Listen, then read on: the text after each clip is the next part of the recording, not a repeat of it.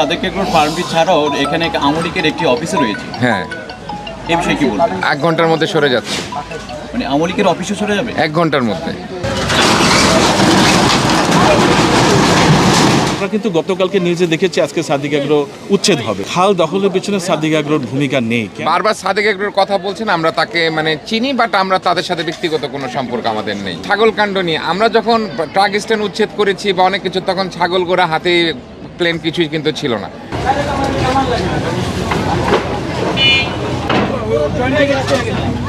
পত্রিকাতে আপনাদের মাধ্যমে দেখেছি যে আজকে সাদিক এগ্রোর ফার্ম উচ্ছেদ হবে।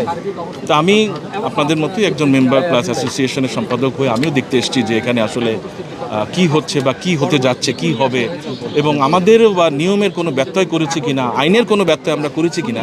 আমি ব্যক্তিগতভাবে নিজে এসেছি এই জায়গাটা দেখতে এবং পর্যবেক্ষণ করতে। খালের জমি থেকে 30 ফিট গ্যাপ রাখতে হবে, সিম্পল। এটা হাইকোর্টের তৈরি করা নিয়ম। এর মধ্যে সাদেক এগ্রো অফিস পড়ে গেছে বা অফিস পড়েনি, একটা বিল্ডিং পড়েছে।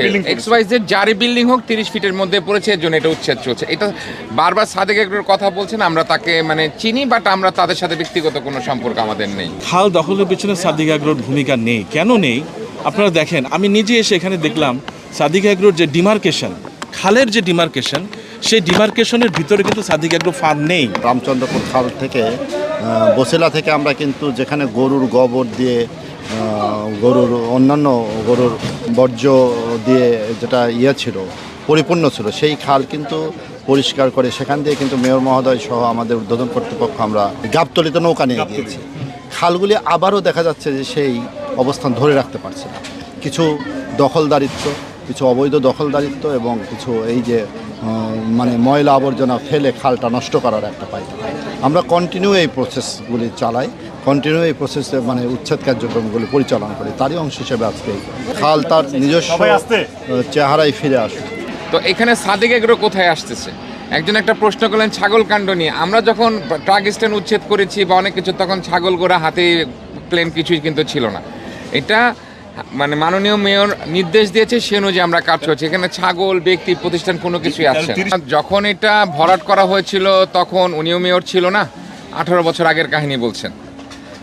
আমি আপনাকে হিস্ট্রিটা বলি। আমাকে সকালে এরকম একটা প্রশ্ন করা হয়েছিল, আমার বয়স 4.5 বছর, আর এই জায়গাটা ভরাট হয়েছে 18 বছর আগে। তো আর তখন 18 বছর আগে তো ওয়াসা সিটি কর্পোরেশনকে বুঝিয়ে দেয়নি। আজকে আমি উদ্ধার করছি, কারণ এই জায়গা সিটি কর্পোরেশনের। আমি সিটি কর্পোরেশন এমপ্লয়ি হিসেবে আমি জায়গাটা উদ্ধার করছি। তখন তার সিটি কর্পোরেশন ছিল না। সাদেক এগ্রোর ফার্মটি ছাড়াও এখানে আমলিকের একটি অফিসও রয়েছে। হ্যাঁ, এই বিষয়ে কি বলবেন? 1 ঘন্টার মধ্যে সরে যাচ্ছে। মানে আমলিকের অফিসও সরে যাবে 1 ঘন্টার মধ্যে। গত 2 বছর আগে যেটা ছিল, সাদিক এগ্রোকে যথাযথ নোটিশ করার পরে আমি দেখেছি, আপনারাও দেখছেন, সেটা যথাযথ সরকারি যে নিয়ম বা সরকারি যে আদেশ, সেটা মেনে কিন্তু তারা কাজ করেছে এবং সরিয়ে ফেলেছে।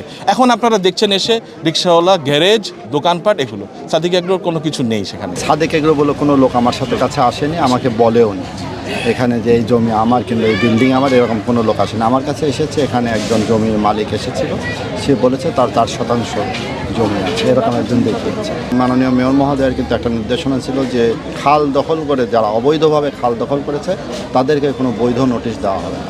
আমি কিন্তু তারপরেও গত ঈদের আগে কিন্তু আমরা নোটিশ দিয়েছিলাম।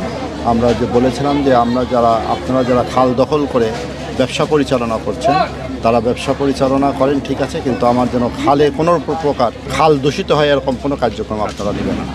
কিন্তু এই ধরনের তারা কোনো আমলেই নেই বিষয়টা, ঠিক আছে। সেই আঙ্গিকে সেই ধারাবাহিকতাই কিন্তু আজকে আমাদের উচ্ছেদ কার্যক্রম।